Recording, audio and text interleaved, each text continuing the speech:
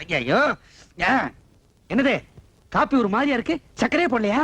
ஒரு ஸ்பூனுக்கு 3 ஸ்பூன் தான் போட்டேன். அம்மா நீ சக்கரை எங்க போட்ட? கோலமாவு தானே போட்ட? ஐயோ கோலமாவா? ஏண்டி வாசல்ல போட வேண்டிய கோலமாவை காப்பியில போட்டுடி? அதல்லண்ணா, உங்க மிருதங்க வாசிப்புல மயங்கி நினைலையோ, எனக்கு தலைகாலே புரியல.